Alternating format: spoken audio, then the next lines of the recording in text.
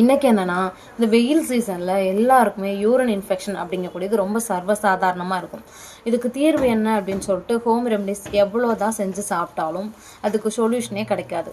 English medicine வாங்கிட்டு வந்து சாப்பிட்டாலும் சாப்பிடும்போது நல்லாயிருக்கும், ரிட்டன் கண்டிப்பாக வந்துடும்.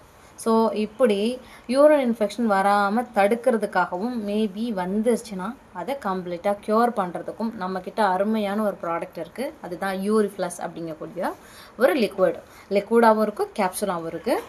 ப்ராப்ளம் ரொம்ப ஹெவியாக இருக்குது அப்படின்னா கேப்சூல் கொடுப்போம்.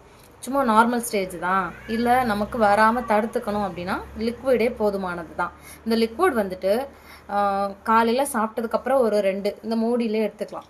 2 மூடியும் ஆஃப்டர்நூனும் வேணும்னா எடுத்துக்கலாம், இல்லை மார்னிங்கும் நைட்டுமே போதுமானது தான். எந்த ப்ராப்ளம் வரக்கூடாது அப்படின்னா மேபி வந்திருக்கு, ஸ்டார்டிங் ஸ்டேஜ் செகண்ட் ஸ்டேஜில் இருக்காங்க, ஒரு 3 to 10 டேஸ்க்கெல்லாம் கண்டினியூவாக வந்துட்டு இருக்குது அப்படின்னா 3 நேரமும் சாப்பிட்டதுக்கப்புறம் ஒரு 2 மூடி சாப்பிட்டா போதுமானதாக இருக்கும். அப்படி சாப்பிடும்போது கொஞ்சம் கொஞ்சமாக கம்ப்ளீட்டாக அந்த யூரின் இன்ஃபெக்ஷனில் இருந்து நம்ம கம்ப்ளீட்டாக வெளியில் வந்துடலாம். அதுக்கு தகுந்த மாதிரி நம்ம தண்ணியும் கரெக்டாக வந்துட்டு ஒரு நாளைக்கு 3 to 5 லிட்டர்ஸ், அட்லீஸ்ட் ஒரு 3 லிட்டர்ஸ் ஆகுது எல்லாரும் கம்பல்சரி தண்ணி குடிச்சாகணும். அப்படி தண்ணி குடித்தா மட்டும்தான் இந்த மாதிரி யூரின் இன்ஃபெக்ஷனில் இருந்து நம்மளால் தப்பிக்க முடியும். அது தண்ணியாக தான் குடிக்கணுன்றது கிடையாது, மோராக சாப்பிட்லாம், ஏதாவது ஜூஸ் ஐட்டம்ஸாக இருக்கலாம். இந்த மாதிரி லிக்விட் ஐட்டமாக எடுத்தும் கூட நமக்கு போதுமான அளவுக்கு பாடியில் தண்ணி நீர்ச்சத்தை வந்து அதிகப்படுத்திக்கலாம்.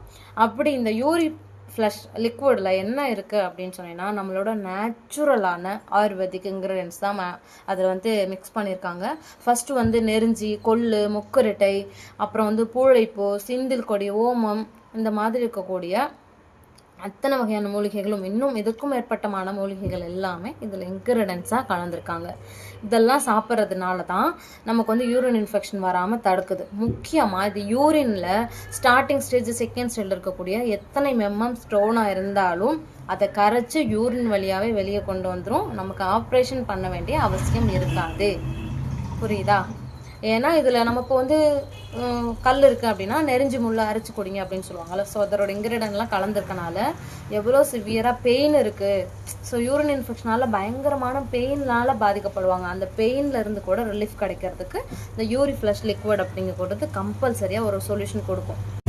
இப்போ நான் வெயிலில் போய் ட்ராவல் பண்ண போகிறேன். ஸோ எனக்கு வந்துட்டு வெயிலில் போகும்போது யூரின் இன்ஃபெக்ஷன் வராமல் இருக்கணும் அப்படிங்கிறதுக்காக இந்த லிக்விடை நான் சாப்பிட போகிறேன். என்ன அப்படியே குடிக்கிறேன்னு பார்க்குறீங்களா? இது வந்துட்டு ஃபுட் சப்ளிமெண்ட்ரி தான், மெடிசன் கிடையாது. அளந்து சாப்பிடணும் அப்படின்றக்காகலாம் நல்லா குடிக்கிற டேஸ்ட்டில் தான் இருக்கும். தென் இது எவ்வளோ குடித்தாலும்